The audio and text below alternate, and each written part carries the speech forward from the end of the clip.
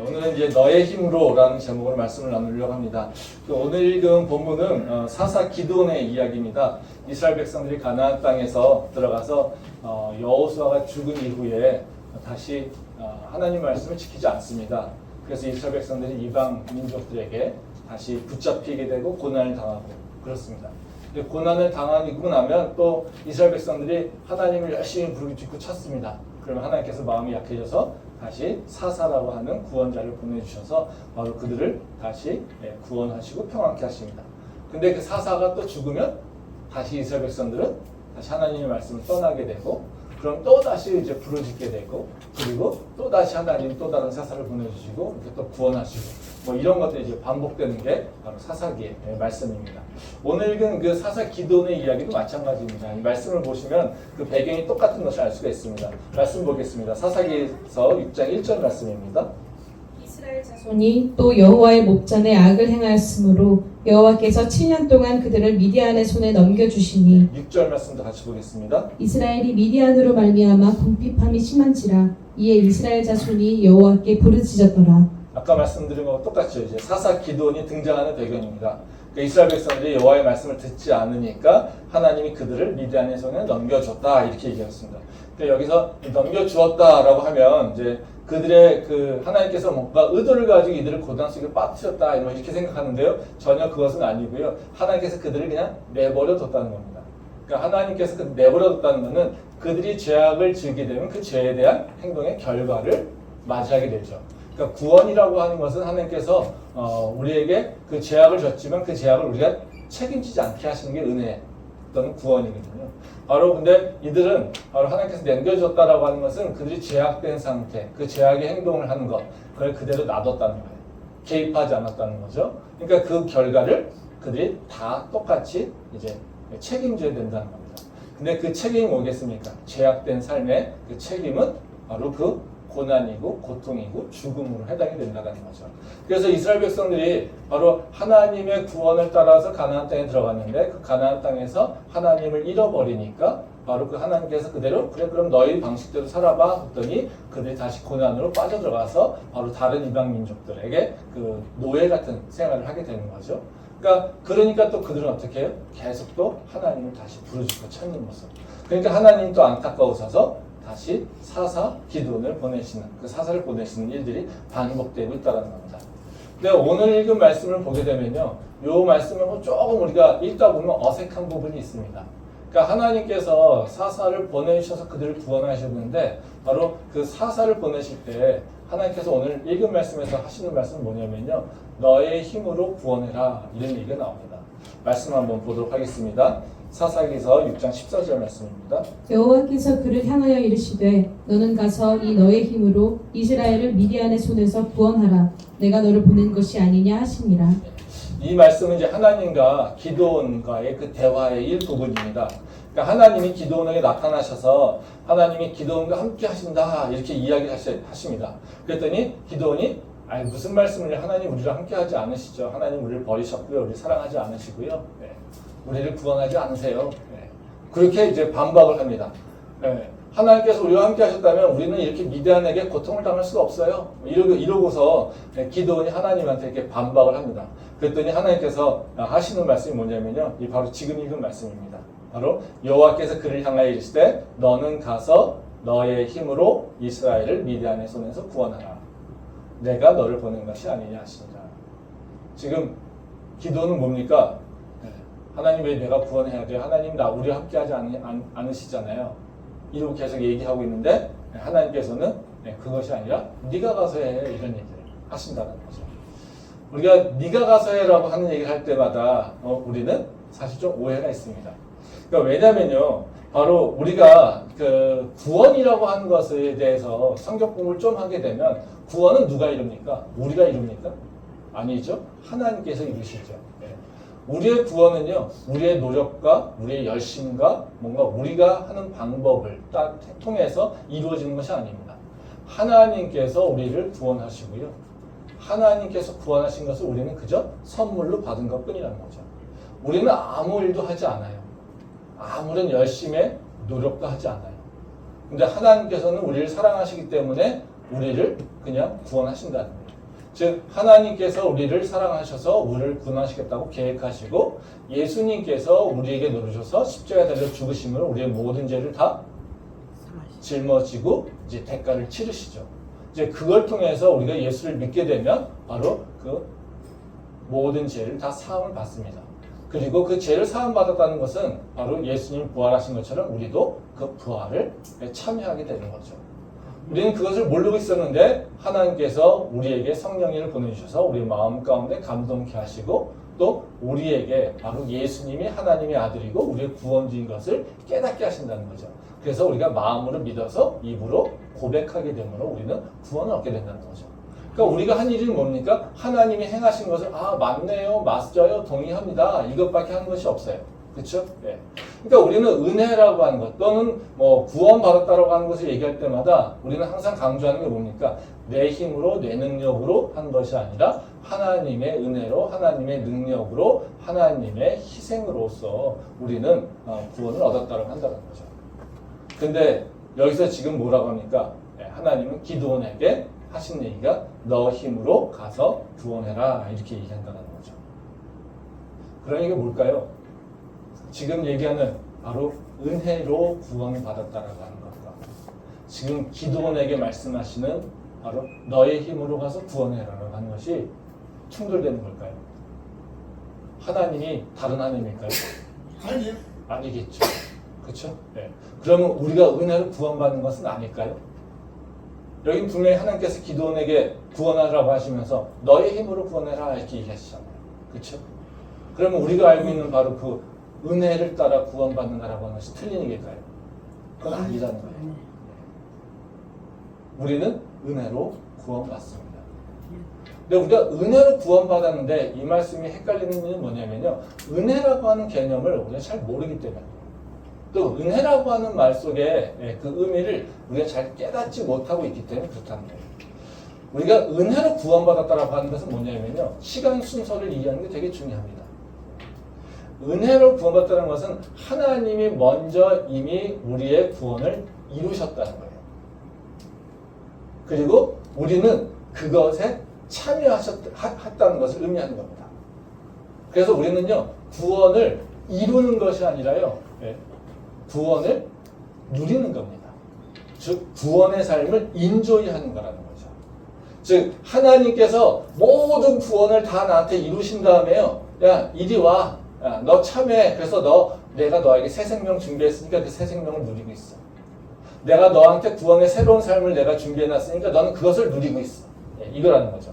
즉 하나님이 먼저 이루신 것에 내가 또 참여해서 누리는 거예요. 즉 하나님께서 좋은 수영장을 딱 만들어 놓으시고요. 너 여기 오면 너무 즐겁게, 너 행복하게 살 수 있어. 그러니까 너는 요 물에 딱 빠져서 그냥 수영하며 즐기면 돼. 이렇게 얘기하는 거예요. 그게 바로 은혜라는 거예요. 근데 그러니까 여기서 은혜라고 하는 건 뭡니까? 이루신 건 뭐예요? 하나님이 이루신 거예요. 그렇죠? 그리고 우리는 그것을 참여해서 누리는 것이라는 거죠. 그래서 우리가 바로 그 은혜로 구원받았다라고 하는 것은 뭐냐면요. 내 힘으로 한 것이 아니라 하나님의 그 은혜를 누리게 된다는 거예요. 그래서 바로 우리가 지금 은혜로 구원받았다라고 하는 것은 하나님께서 나를 위해서 이미 구원을 다 이루셨구나. 이제 내가 참여해야지라고 하는 거라는 거죠. 그래서 은혜는 이해할 때 시간 순서, 바로 그 행동의 순서를 먼저 통해서 이해해야 된다는 거고요. 항상 하나님이 먼저 행하신 것을 기억하는 것이 은혜의 개념을 이해하는 게 좋다는 거죠.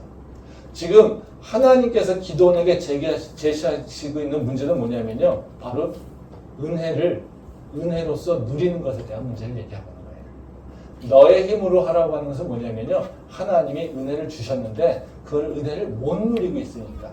즉 멋진 수영장을 만들어 놨는데 그 수영장에 들어가지 못하는 모습, 그 모습을 보면서 지금 너의 힘으로 들어가라 이렇게 얘기를 하고 있는 거라는 거죠.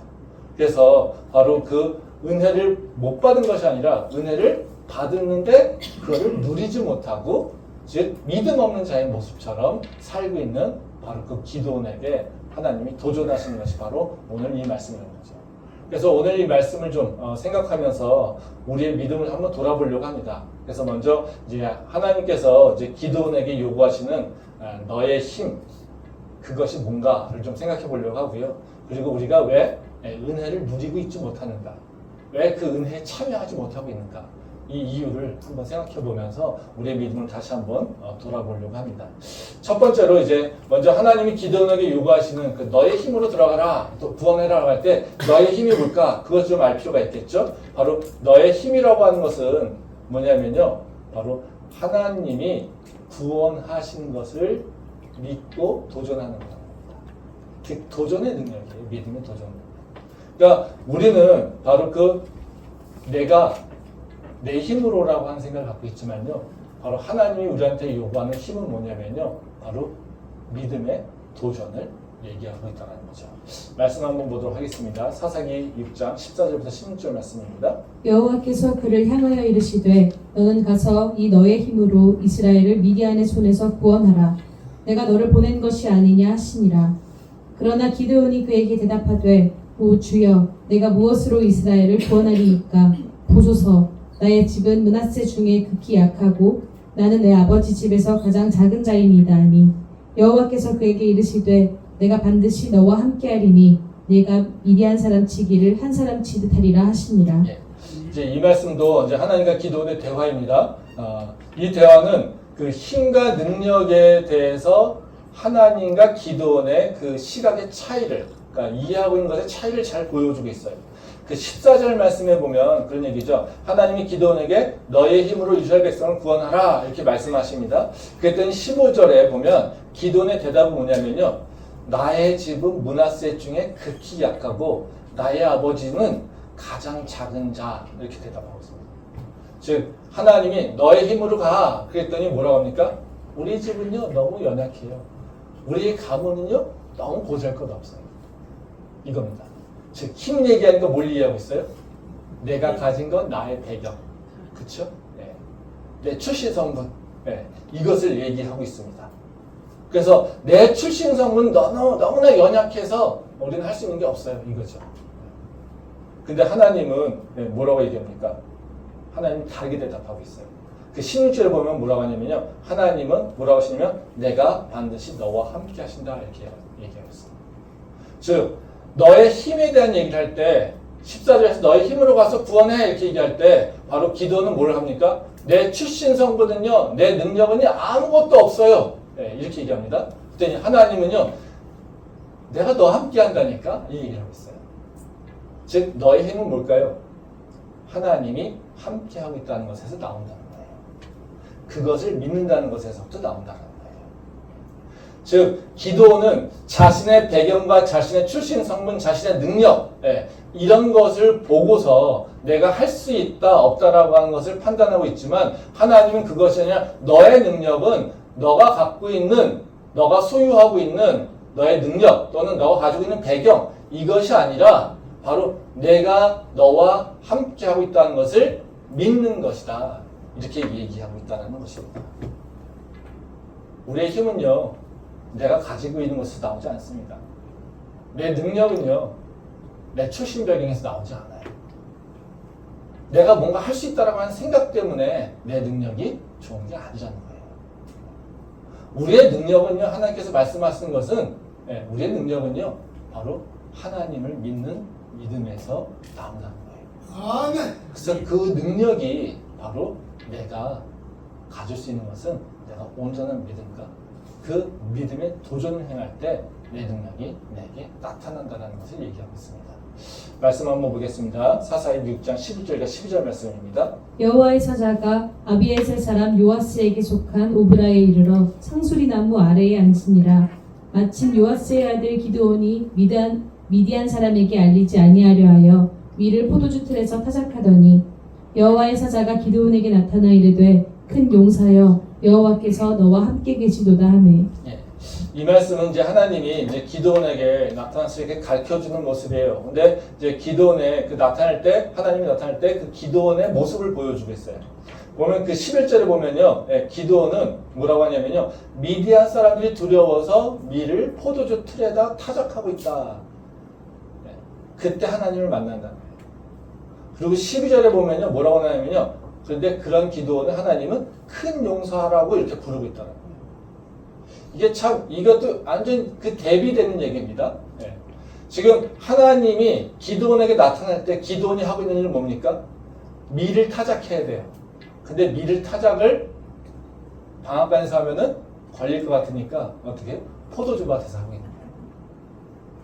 뭐가 무서워서요? 미디안이 무서워서요. 지금 이게 생각만 해보십시오. 이렇게 아마도 막 이렇게 그 밀을 이렇게 자기 주머니에 이렇게 숨겨가지고 보따리 해가지고요. 예, 포도밭으로 간 거예요. 그리고 밤중에 가가지고 혼자서요. 예, 그 틀에다가 계속해서 찌고 있는 거예요. 밀 타작기가 아니라 포도주 타작기 쓰고 있다는 거죠. 근데 이런 기도원의 모습을 보고 하나님 뭐라고 하십니까? 너는 큰 용사야. 이게 말이 됩니까? 이게 어떻게 기도원의 모습이 어떻게 큰 용사입니까? 절대 큰 용사라고 얘기할 수 없죠. 아니 미디안이 무서워가지고 밀타작기를 쓰지 못하고 숨어서 도망다니면서 자기 먹고 살려고 그러고서 포도주 틀 가지고 밀타작하는 놈이 무슨 큰 용사입니까? 근데 하나님은 어떻게 해요? 기도원에게 큰 용사라는 거죠. 이건 뭐예요? 하나님은요 이미 기도원을 큰 용사로 만드셨어요. 근데 미디안은요 큰 용사로 활동하고 있지 않아요. 왜요? 하나님이 주신 능력을 모르기 때문에 하나님이 자신과 함께하고 있다라고 하는 그것을 모르기 때문에 자신의 능력이 자신의 힘이 어디서 나오는지 깨닫지 못하고 있기 때문에 내 배경만 보고 있으니까 내 출신 성분만 보고 있으니까 내 소유물만 보고 있으니까 자기의 능력을 보지 못한다는 거죠.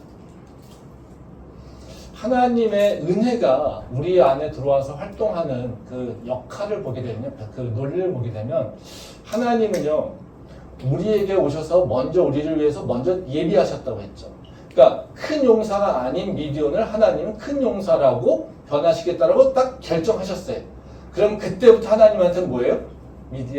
기드온은 큰 용사가 된 거예요. 그러면 하나님께서 기드온을 큰 용사로 쓰셔야 되잖아요. 그렇죠? 네. 그러면 이걸 어떻게 이루어지는 거냐면요. 바로 기드온에게 오셔서 먼저 지금 뭐 하고 있어요? 네 마음 가운데 뭔가 새로운 변화를 일으키세요. 즉 믿음이 없는 것을 믿음이 있게, 큰 용사를 인식하지 못한 것을 인식할 수 있게끔 하신 겁니다. 즉 하나님의 은혜는요 어떤 거냐면 먼저 하나님이 행동하셨을 뿐만 아니라 하나님의 그 은혜는 어떻게 내게 드러나는 거냐면 내게 오셔서 나를 돌아보게 하시고 나를 다시 평가하게 하시고 그리고 나에게 중요한 것이 무엇인지를 깨닫게 하시고 이제는 그 안에서 하나님의 시선으로 나를 바라보게 합니다. 나는 하나도 변한 게 없는 것 같아요. 근데 뭐가 변했을까요? 내 안의 생각, 내 안에 나를 평가하는 그 기준들, 그리고 내가 나를 생각하는 정체성, 이것들을 변화시키세요. 세상은 하나도 안 바뀝니다. 환경도 하나도 안 바뀝니다. 뭐부터 바뀝니까? 너는 큰 용사야 라고 하는 그 정체성, 이것부터 바뀐다는 거예요. 그래서 은혜는요 바로 은혜는 우리가 모르는 이유는 뭐냐면요 우리가 은혜는 내 육체의 조건들이 바뀌는 걸 원해요. 기도원이 얘기한 것처럼 내 환경이 바뀌고요. 내 출신 성분이 내 배경이 바뀌고요. 내가 갖고 있는 것이 바뀌고요. 내 능력이 바뀌는 것을 원한다는 거죠. 근데 은혜는 그렇게 우리한테 효과를 내지 않습니다. 은혜가 효과를 내는 방식은 뭐냐면요.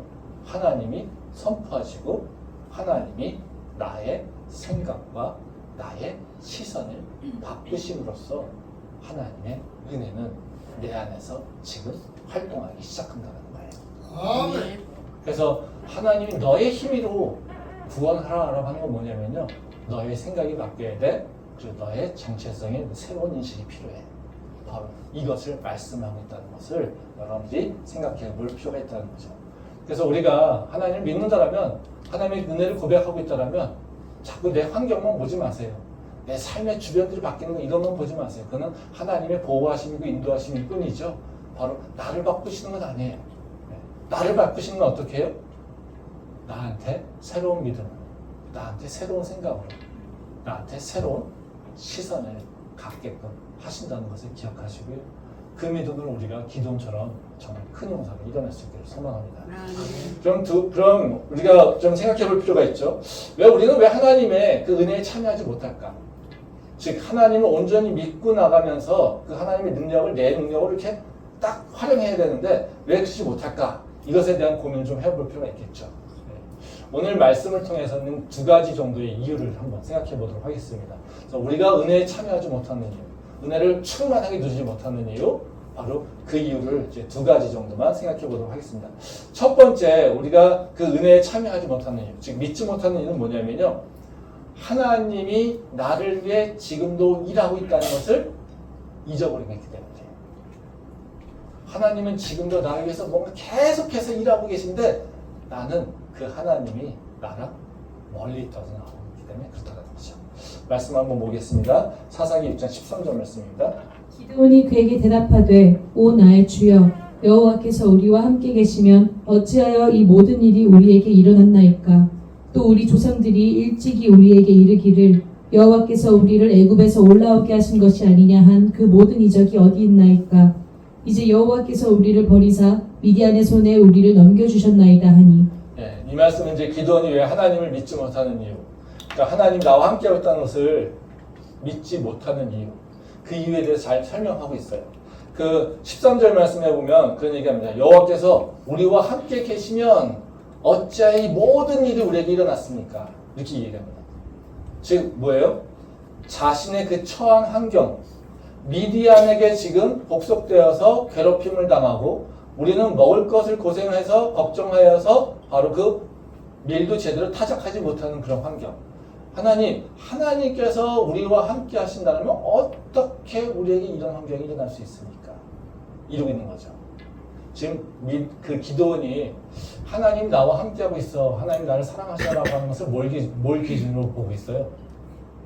내가 처한 환경. 왜요? 하나님의 축복은 우리가 딱 이렇게 머릿속에 정해놨잖아요. 돈이 많고 건강하고 고통과 어려움이 하나도 없고 모든 것이 다 잘 되고 승승장구하고 전혀 실패하지 않고 뭐 그런 거죠. 그렇죠? 네. 근데 우리는 조금 뭐 이렇게 실패 좀 하고 좀 어려움이 있고 몸도 좀 아프고 뭐 이러면 어떻게 해요? 하나님이 어디 있습니까? 하나님이 어디 계십니까? 하나님 나를 사랑하시는 거 맞습니까? 하나님이 계시다면 어떻게 나한테 이런 일이 일어났습니까? 하나님이 정말 계시다면 나한테 이런 고난이 왜 옵니까? 이거는 안 되죠. 네, 그런 거죠. 네. 지금 기도원이 하고 있는 일이 바로 그거예요. 네. 내 환경을 보세요. 우리 지금 이스라엘 백성들의 환경을 보세요. 이게 어떻게 하나님이 이 이스라엘 백성들을 사랑하시는 겁니까? 어떻게 이렇게 하나님의 백성이 미디안에게 고통당하는데 어떻게 하나님이 지금 우리와 함께 있다고 얘기하고 있는 겁니까? 말이 안 돼요. 이런 거죠. 믿을 수가 없어요. 하나님 당신 얘기가. 하나님이 사랑한다는 얘기, 하나님 우리를 지금 함께하고 있다는 얘기 믿을 수가 없어요. 이렇게 얘기하는 거죠. 그런데 하나님은 바로 그런 자들에게 큰 용사라고 얘기하고 있다는 거죠. 말씀 보면 말씀 하나 더 보면서 얘기하도록 하겠습니다. 요한복음 5장 5절부터 7절 말씀입니다. 거기 38해 된 병자가 있더라. 예수께서 그 누운 것을 보시고 병이 벌써 오래된 줄 아시고 이르시되 네가 낫고자 하느냐. 병자가 대답하되 주여 물이 움직일 때에 나를 못에 넣어주는 사람이 없어 내가 가는 동안에 다른 사람이 먼저 내려가나이다. 네. 이제 이 말씀은 아마 여러분들 잘 알고 있는 말씀 중에 하나일 거예요. 그러니까 예수님께서 베데스다 연못에서 38년 된 병자를 고쳐주는 그 장면에 나오는 겁니다. 바로 예수님이 그 연못을 가셨을 때 그 38년 된 병자를 보시고 오래된 줄 아셨어요. 그리고 예수님이 질문하세요. 뭐라고 질문하시냐면요. 거기 보면요. 바로 그 6절에 보면 내가 낫고자 하느냐 이렇게 질문하시는 거죠. 내가 낫고자 하느냐. 그러니까 그 병자가 뭐라고 대답합니까? 물이 통할 때 자신을 못에 넣어줄 사람이 없어서 아직도 이러고 있습니다. 이렇게 있습니다. 그래서 이게 참 이제 우리가 조금 생각해서 한번 보면요, 예수님의 그 행동입니다. 예수님 질문 내용이에요. 한번 보세요. 지금 38년 동안 그 물만 통하면 빨리 들어가려고 그 물가에서 서서 있는 사람이 있어요. 몇 년 됐다고? 38년 돼. 근데 예수님이 그 자에게 뭐라고 하냐면요, 내가 낫고자 하느냐. 이 질문이 어때요? 합당한 질문입니까? 우리가 아파서 막 죽겠어 뭐 이리저리 헤매고 있는데 예수님 딱 만났어요. 그래서 네가 고침받고 싶니? 그럼 우리는 뭐라고 하겠습니까? 그걸 질문이라고 하시면 돼요. 한 날이 없어요. 네. 아니 그걸 나한테 질문을 하세요? 내가 간절히 원하고 있는데 네가 정말 그거 갖고 싶어? 이게. 이 질문은요 되게 비인간적이죠. 그렇지 않습니까? 38년 동안 내가 물에 들어가려고 거기서 헤매고 있는 사람, 그 사람한테 네가 정말 낫고자 하느냐? 네가 정말 고침받고 싶어? 이 질문하는 것 자체가 이 사람에 대한 굉장히 큰 모독이죠. 이건 뭐겠습니까? 네가 진짜 낫고 싶은 게 아니지 이겁니다. 네가 여태까지 한 행동은 네가 낫고 싶어서 하는 행동이 아니지 이겁니다. 왜요? 이제 행동의 모습은 뭡니까? 나는요 나을 수가 없어요. 왜요? 나를 넣어줄 사람이 없으니까요. 그렇게 대답을 하고 있잖아요. 나를 아무도 못에 넣어줄 사람이 없어서 지금 38년 동안 이 모습으로 이대로 있습니다. 이렇게 얘기했습니다. 지금 예수님이 뭘 건드리고 있는 겁니까? 네가 매일같이 나를 못에 넣어줄 사람이 없어서 나는 이러고 지금 고통당하고 있습니다. 이렇게 한탄하고 있는 그 병자의 모습, 그 모습이 옳은 거니 합당한 행동이니 이것을 얘기하고 있다는 거예요.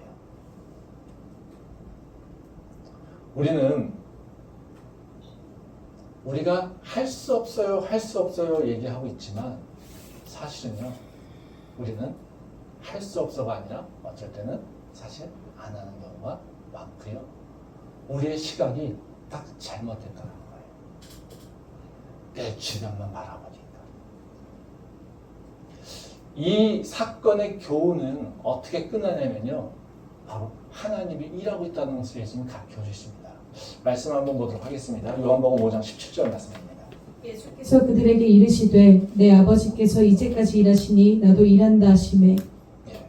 이제 베데스다 연못 사건의 이제 결론을 얘기하고 있는 거예요. 이제 어떤 사건은 사실 그 논쟁을 만들어내고 그 논쟁을 통해서 하나님 예수님께서 교훈 가르치는 것이 이렇게 성경에서 복음서에 보면 이렇게 한 시리즈로 나옵니다. 근데 베데스다 연못에서의 고침의 사건이 안식일에 일어납니다. 그리고 안식일에서 일어나는 걸 딱 보고서 유대인들이 딱 기다렸다가 저자가 안식일에 사람을 고치네? 네, 그럽니다. 그래가지고 논쟁을 붙여요. 네가 왜 안식일에 사람을 고쳐? 뭐 이러고 있어요. 그랬더니 예수님께서 뭐라고 하시느냐, 이 대답이 그겁니다. 17절. 그들에게 이르시되 내 아버지께서 이제까지 일하시니 나도 일한다. 하나님께서 지금 너희를 구원하시기 위해서 지금도 일하고 계셔. 그러니까 지금 내가 일하는 게 당연해. 이거예요.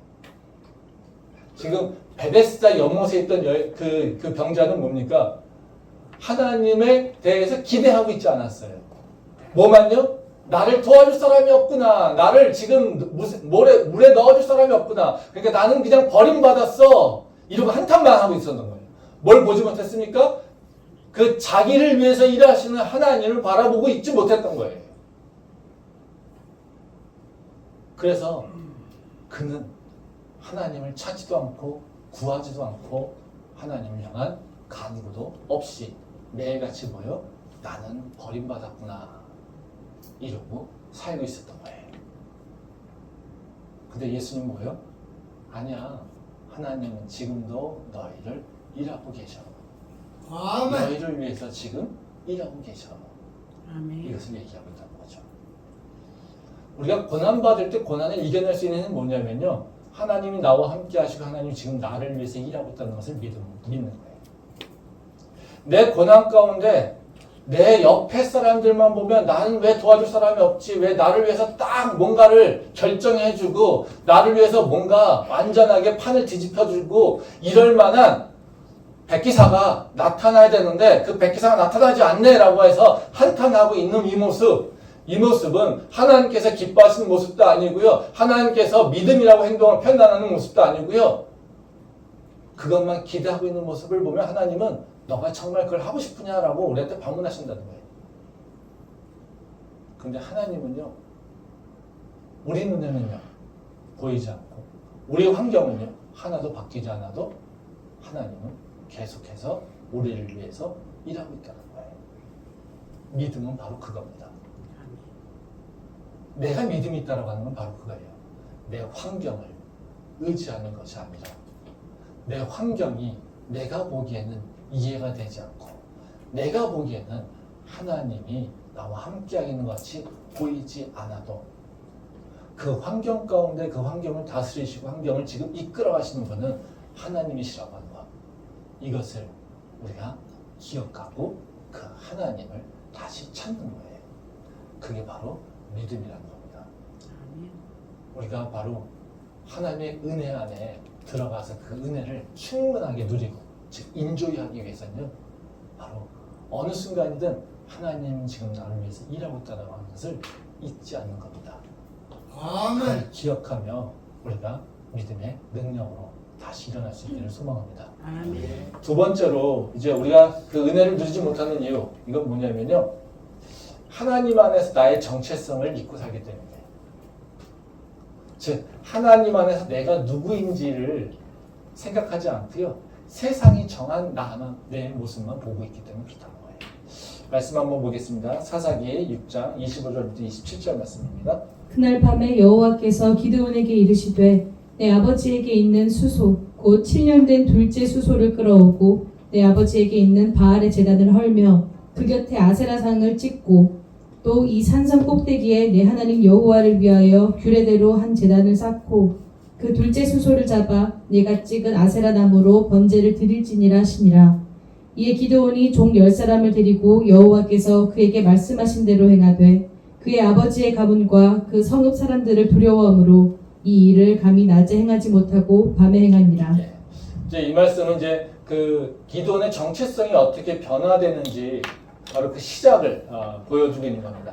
이제 하나님이 기도원에게 나타나서 너는 큰 용서라 이렇게 얘기했죠. 그랬더니 기도원이 아이 무슨요? 에이 아니에요. 뭐 이러고 있죠. 예. 그랬더니 하나님이 야 너한테 재물을 바쳐 이렇게 얘기합니다. 그래서 재물을 가져오라고 합니다. 그래서 재물을 갖고 왔더니요. 바로 그 여호와의 사자가 나타나서 그 재물을 큰 바위에 넣습니다. 그리고 막대기로 딱 그 재물을 댔더니요. 그 바위에서 불이 일어나는 거예요. 네. 이런 기적을 보여주십니다.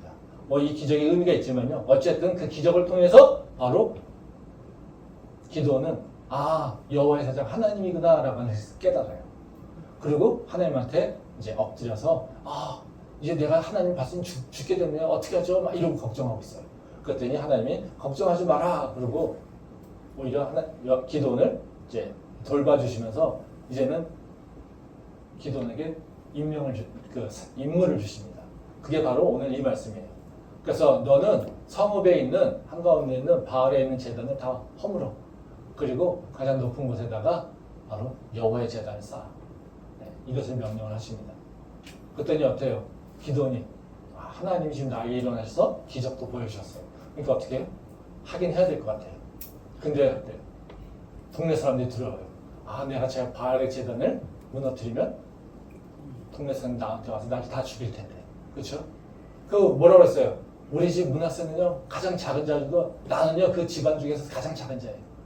근데 내가 동네에 있는 바로 그 다들 섬기고 있는 그 바알의 제단을 내가 무너뜨리면요 저들이 와서 다 나를 죽일 거예요. 이런 생각하지 않겠어요? 네. 그래서 지금 그러고 있는 모습이에요. 근데 이제 기도는 어때요? 세상 사람들이 두렵고 하지만요 그래도 해야 될 것 같아요. 그래서 언제 합니까? 밤중에 가서 합니다. 아무도 모르게 가서. 네? 그렇죠? 이 기도의 고민을 아시겠죠? 네? 야, 세상이 너무 무서워, 너무 두려워. 근데요, 믿음의 행동을 해야 될 것 같아. 그렇죠? 안 그러면 죽을 것 같아. 그래서 밤중에 몰래 가서 한다는 거죠. 이 사건이 일어난 것의 결론은 뭘까요? 기드온이 새로운 이름을 얻게 됩니다. 말씀 한번 보도록 하겠습니다. 네, 사사기 6장 32절 말씀입니다. 그날에 기드온을 여룻바알이라 불렀으니 이는 그가 바알의 제단을 파괴하였으므로 바알이 그와 더불어 다툴 것이라 함이었더라. 네, 이 말씀은 이제 기드온이 바알 신상을 깨부순 이후에 일어난 일입니다. 성악 사람들에게 일이 찾아왔습니다. 기드온에게 마구 찾아와서 그 아버지에게 요아스에게 막 얘기합니다. 네 아들 내놓으라고. 네 아들 지금 쳐 죽인다고. 그랬더니 야 나도 바알이 신상이 무너졌으면 바알이 알아서 하겠지. 너희가 해야 될 일이 아니라 바알이 해야 될 일이야. 이러면서 돌아오게 됩니다. 그러고 나서 이제 동네에 기드온이 새 이름을 얻게 됩니다. 뭐라고요 지금? 여룻바알이다. 이제 기드온에게 새 이름이 들어왔다는 거죠. 그러니까 새 이름이 들어왔다는 뭐예요? 기드온의 정체성이 변했다는 거예요. 예전에는요 미디안에게 쫓겨다니면서 숨으면서 이렇게 됐던 자가 어떻게 해요? 이제 미디안이 섬기고 있는 그 바알의 신상들을 깨부신 것, 즉 뭐예요? 미디안을 도전하고 싸우고 이기는, 즉 큰 용사로서 시작된 새로운 삶이 시작된다는 것을 얘기하고 있다는 거예요. 지금 뭡니까? 기드온은 믿음의 행동을 통해서 뭐가 바뀌고 있습니까? 하나님께서 말씀하신 그 정체성에 따라서 그의 정체성이 바뀌고 있다는 거예요. 우리가 세상에 살아가면서 이제 크리스천이라고 하는 정체성을 기억하는 것은 정말 중요합니다. 이제 우리가 그 정체성을 기억하고 살 때 우리의 선택이 달라집니다. 그리고 우리의 행동 범위가 바뀌게 돼요. 그러니까 세상에서는요 모든 것이 다 우리한테 여러 제한들이 오고요 위협이 들어와요. 근데 그게 다 뭘까요? 세상에서는요 세상의 부귀영화를 육체를 위해서 산다고 해요. 돈을 위해서 너가 행동하라고 해요. 너 명예를 행동하라고 해요. 너의 쾌락을 위해서 행동하라고 해요. 내가 너와 함께 하겠다라고 하는 인간들의 바로 그 욕심들, 그 헛된 약속들로 우리한테 너가 뭔가를 하라고 합니다. 계속해서 끊임없이 우리한테 제한이 들어옵니다. 근데 우리가 그때 그것을 판단할 수 있는 기준은 뭐겠습니까? 내가 누구지라는 거예요. 왜? 어떤 행동을 해야 되는 것은 나랑 부합하나? 라고 하는 것을 생각하는 거죠. 한번 생각해 보세요. 우리가 옷 하나 고를 때도요. 우리는 뭘 고민합니까? 남이 다 입어서 예쁘다고 하면 우리는 그 옷을 그냥 입습니까? 아니죠. 그런 사람은 없지요. 그렇죠? 우리는 옷을 고를 때도 뭐 합니까? 이것이 나랑 잘 맞는가? 나랑 잘 어울리는가? 이것에 대한 고민을 하죠. 그렇죠? 그럼 우리가 어떤 행동을 해요? 그러면 그 행동을 할 때, 선택할 때 뭘 해야 됩니까? 그것이 나랑 잘 맞는가라고 하는 것에 고민을 해야 되겠죠. 나랑 잘 맞는가라고 하는 것은 무슨 얘기냐면요. 내가 누군가? 나는 어떤 사람이지? 라고 하는 것을 생각해 봐야 되는 것이에요. 우리가 크리스천이라고 하면 크리스천으로서 합당하게 행동할 수 있는 것이 있고요. 크리스천으로 행동하지 말아야 될 것이 있어요. 그렇죠? 세상이 다 옳다고 해도요. 우리는 크리스천이기 때문에 이건 노라고 얘기할 만한 것들이 있다는 거죠. 그리고 세상이 다 노라고 얘기해주면 우리는 크리스천이기 때문에 맞습니다. 이건 내가 해야 될 일이라고 선택하고 내가 해야 될 일이 있다는 거예요. 뭐에 따라서요? 내 정체성에 따라서요. 근데 하나님께서 나를 크리스천이라고, 너는 하나님의 자녀라고, 그리고 하나님 나라의 백성이라고, 너는 예수 그리스도의 제자라고 우리를 새롭게 정의하셨어요. 그럼 우리가 바로 하나님과 함께 하시고 하나님의 그 능력을 경험하려면 어떻게 해야 됩니까? 하나님이 나를 정하신 그 정체성에 합당한 모습으로 행동하는 거예요. 그때 그 예수 그리스도의 그 제자로서의 능력이 나타나는 거고요. 하나님의 백성으로서 그 존귀함이 드러나게 되는 것이고요. 바로 그 하나님의 아들로서 그 하나님의 그 사랑을 충만히 받게 된다는 거예요. 내가 하나님의 아들인 것, 하나님의 딸인 것을 잃어먹고 살아요. 근데요, 하나님의 사랑을 충만하게 누릴 수 있겠습니까? 하나님의 그 사랑을 내 마음 가운데 가득하게 느낄 수 있겠습니까?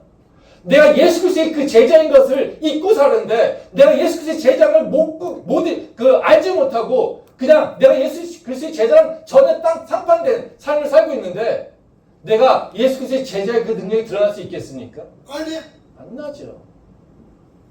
하나님의 백성, 거룩한 백성, 성도죠. 우리가 성도라고 얘기하는 것에 있어서는요, 바로 그 성이라고 하는 거룩한 것을 얘기합니다. 거룩한 물이라는 겁니다. 우리가 거룩한 대우를 받기 위해서는요. 바로 내가 거룩한 사람이라고 하는 것을 인식하고 살아야지 내가 세상에서도 거룩한 사람이라고 인정을 받을 수 있어요.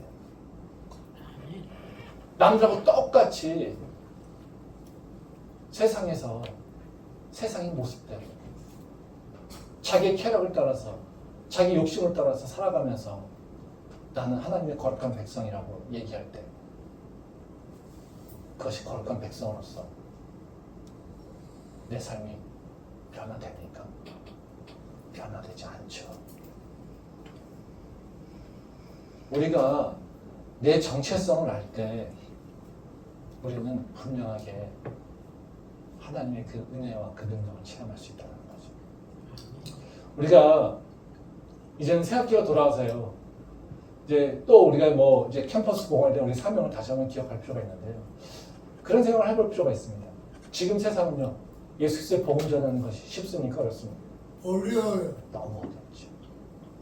환경만 보면요, 우리 할 수 있는 게 없어요. 그렇지 않습니까? 우리 크리스천으로서 내가 예수 그리스도의 복음을 전하는 거 그거 만만치 않습니다. 근데 한번 이렇게 생각해 보면 우리 문제를 한번 다시 한번 정해봤으면 좋겠어요. 나는 예수 그리스도의 복음을 전하지 못하는 걸까? 아니면 안 전하고 있는 걸까? 못하고 있다면요, 능력이 없어서 못하는 겁니다. 안 전하고 있다면요, 능력이 있는데도 불구하고 내가 안 하고 있는 거죠. 기도는 이스라엘 백성들을 구원하는 것을 못하고 있는 것일까요? 안 하고 있었던 것일까요? 안 했지요. 우리가 한번 다시 생각해 볼 필요가 있다는 거죠. 말씀 한번 보도록 하겠습니다. 사도행전 3장 6절부터 8절 말씀입니다. 베드로가 이르되 은과 금은 내게 없거니와 내게 있는 이것을 내게 주노니 나사렛 예수 그리스도의 이름으로 일어나 걸으라 하고 오른손을 잡아 일으키니 발과 발목이 곧 힘을 얻고 뛰어서서 걸으며 그들과 함께 성전으로 들어가면서 걷기도 하고 뛰기도 하며 하나님을 찬송하니.